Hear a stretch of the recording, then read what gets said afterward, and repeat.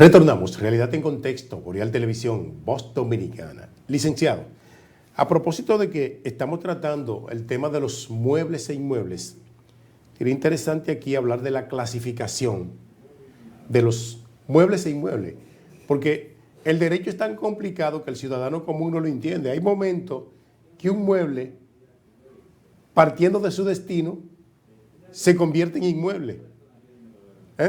Sí, porque lo que pasa es que si usted viene a embargar alguna casa y usted encuentra un abanico que está adherido al techo, que está adherido a la pared, hasta prueba en contrario, ese bien mueble, por su destino, constituye un bien inmueble. Sí. Por destino, ¿no? Naturalmente. Porque, ¿qué es esto de bienes muebles e inmuebles? Porque es bueno que la población sepa, bueno, todo aquello que está adherido de manera fija al suelo es un inmueble. Exacto. Y todo aquello que es susceptible de ser trasladado de un lugar a otro, lo consideramos mueble. Entonces, ¿qué es lo que sucede? Que si hay un buen bien mueble susceptible de ser trasladado y que en algún momento dado está fijo a la tierra por destino, o quizás no está fijo, probablemente por la utilidad que tiene, como es el caso de los tractores, como es el caso de esos utensilios los molinos de viento que tienen para laborar en el campo, para el asunto de la siembra. Las bombas hidráulicas. Eso, aunque no estén fijas sí, a la tierra, pero por su utilidad, por el uso, es decir, por el destino a que están dedicadas esas herramientas o esos utensilios o esos mobiliarios, entonces se constituyen en bienes inmuebles por destino, naturalmente. Efectivamente. Y los frutos pendientes de la rama todavía, que no es tan apto para la cosecha. Los frutos pendientes de sus ramas, que también no han sido cortados, también constituyen bienes inmuebles por destino. Hasta nuevo aviso, porque realmente es así. La acción real, se habla mucho, lo vimos en la universidad, cuando dábamos derecho inmobiliario, derecho civil, en términos generales, estudiábamos a los Mazó, sí, que fueron los maestros de casi todos los abogados en el mundo. No, yo creo que todo el que estudió derecho aquí en América Latina y a nivel mundial ha tenido que leer a los Mazó, sí, que ya están descontinuados, porque la novedad que se va produciendo cada día en el ejercicio del derecho y nuevos libros, nueva bibliografía, nuevos textos, van desplazando otros. Sí, sí, sí. Entonces, la acción real. Porque para hablar de acción real hay que entender lo que es un derecho real. Porque si entendemos como derecho real aquel derecho que se tiene sobre una cosa de forma directa, ¿verdad? Sí. Entonces entendemos que la propiedad dentro de lo que es el derecho real es el derecho más perfecto. La propiedad es el derecho principal, el uso, la habitación, derechos principales, pero también hay derechos accesorios, hay derechos en desmembración, sí, como el caso de la hipoteca, de la infiteusis, hay varios accesorios, el mismo contrato de arrendamiento, el de usufruto, ¿usted me entiende? Sí. Entonces, ¿qué sucede? Que para establecer de la acción real, es una acción que se intenta en procura de hacer que se cumpla alguna finalidad con relación a una cosa. Usted anda buscando reclamar algo, necesariamente algún inmueble o mueble, pudiéramos considerarla como una acción real, porque si a usted le despojan de alguna propiedad y usted procura reivindicar esa propiedad, pudiéramos decir que estamos de frente a una acción real. Exacto. Si usted procura distraer algún bien que le ha sido despojado, pues esa acción que tiene que ver con esa distracción o esa reivindicación, son acciones reales también. Sí. Son acciones reales.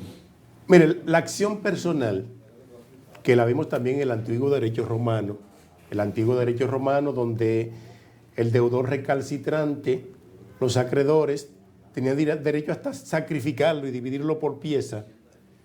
Esa acción personal hoy, que se dirige a la persona directamente, hábleme de eso. Bueno, porque hay una acción personal que tiene que ver con las obligaciones eminentemente. Sí. Con las obligaciones, y si establecemos qué son las obligaciones, bueno, hay una obligación de pagar. Si analizamos el principio de que del 1134, de que las convenciones constituyen hechos o contratos válidos. Legalmente formadas, tienen fuerza de ley para aquellos que la han hecho. Entonces, si notamos en cuenta eso, sí, y usted asume un crédito y firmó algún documento, tiéndase algún acto a firma privada o algún pagaré, puede ser auténtico. Entonces, usted ha contraído una obligación de carácter personal porque usted de manera directa no puso en garantía nada. Y como no puso nada en garantía, pues entonces esa obligación de carácter personal puede ser que se convierta en una obligación de tipo real, porque como no de manera específica ha establecido que va a ser dirigida esa acción de obligación personal para el cobro compulsivo, por ejemplo, y de acuerdo a los artículos 20, 92, 21, 23 del Código Civil, que establece que los bienes del deudor son la prenda común del acreedor. Entonces, si lo analizamos así, y esas obligaciones de carácter general son generales porque no especifican una obligación garantizada con alguna cosa, pues entonces esas obligaciones personales están abiertas a que ese deudor pueda pagar no con un solo bien en específico, sino con los bienes presentes y hasta con bienes futuros. ¿Por qué? Porque en 1234, después de haber cumplido con el 1134, ahora le subimos un número más, 1234, se genera un asunto de obligación que tiene la necesidad de ser extinguida. Para iniciar con esa extinción de esa obligación de carácter personal, se comienza pagando con el pago. Si no se hace por la vía del pago, pues entonces podrá ser por la compensación. Si no por la compensación, por la condonación de la deuda o con la permuta, que podría darse una cosa a cambio de esa obligación. O podría ser finalmente con la prescripción, porque si pasan 20 años y esa obligación no fue cobrada en esos 20 años, pues fácilmente se perderá ese derecho, porque recuerde que hay obligaciones que son de corta, mediana y larga prescripción. En el caso de los bancos, por ejemplo, cuando usted tiene una tarjeta de crédito y usted dura más, en algunos hay obligaciones de 3 años. Sí. Los asuntos de la tarjeta viente, pero hay otros que son de 5 y hay otros que son de 10. En el caso de las hipotecas, cuando no se renuevan, son de 3 si son provisionales y de 10 si son definitivas, pero cuando son convencionales, el plazo máximo sería de 20. Entonces, la prescripción hace un papel importante para entonces extinguir esas obligaciones que tienen un carácter eminentemente personal.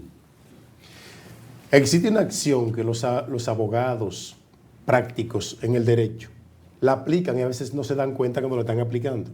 Es la llamada acción oblicua. Sí, la oblicua que la mayoría de abogados prácticos no pueden digerir ese término, viene también del derecho sí, romano y del francés. Sí, porque mira lo que pasa, que hay 3 acciones que son hermanas. Y una de ellas es la oblicua o subrogatoria, otra de ellas es la acción pauliana y la otra de ellas es la acción en nulidad por simulación. Sí. Son hermanas, entonces están sometidas al principio de la liberalidad, sí, porque usted tiene que liberarse, porque hay una obligación de pagar, pero entonces estas acciones hacen acto de presencia. Por ejemplo, en el caso de la oblicua, en el 1166 del Código Civil, le habla a usted de esa acción oblicua, porque tiene que ver con esa acción cuando se interpone contra un acreedor que no le quiere cobrar a un deudor. Puede ser porque sea familia, sí, digamos así, yo no le voy a cobrar a fulano porque es mi compadre. Pero ¿qué pasa? Que usted le debe a otro acreedor. Entonces, ese acreedor se subroga en los derechos de este acreedor para cobrarle. Digamos, Juan le debe a Pedro, pero Pedro le debe a Manuel. Ajá. Entonces, Pedro no le quiere cobrar a Juan porque son hermanos, son primos. Pero Manuel dice, no, pero espérate, si tú no le quieres cobrar, tú me debes a mí. Entonces yo me voy a subrogar en los derechos tuyos y voy a cobrarle a Juan. Para eso tendrían que llegar a un acuerdo para, No necesariamente, para que le entregue el título. No necesariamente, no necesariamente, porque como es una acción oblicua, en subrogación puede actuar a nombre de su basta cliente. con que uno actúe a nombre de aquel, pero perfecto. debe probar que aquel le debe a este, para que efectivamente. este pueda entonces subrogarse en los derechos de ese acreedor y cobrarle a aquel. En ese caso un poco cuesta arriba, porque a veces se hacen actos simulados, y usted sabe que también la nulidad por simulación es una de esas acciones, que es otra distinta a lo que es la acción pauliana, porque en la acción pauliana los deudores lo que hacen es insolventarse para no pagarle a los acreedores, entonces incurren en daños y también en fraude. Sí. Entonces, cuando a veces lo hacen de manera simulada, porque a veces hacen actos de donaciones o actos de venta para establecer que ya eso no es de ellos, entonces se puede demandar en la nulidad por simulación de ese tipo de actos, pero habría que probarlo porque hay libertad probatoria y es un asunto Ahí está el que se decide en la justicia. Sí. Vamos a la pausa, sí, vamos a hacer una breve pausa y en breve regresamos con otros temas, realidad en contexto.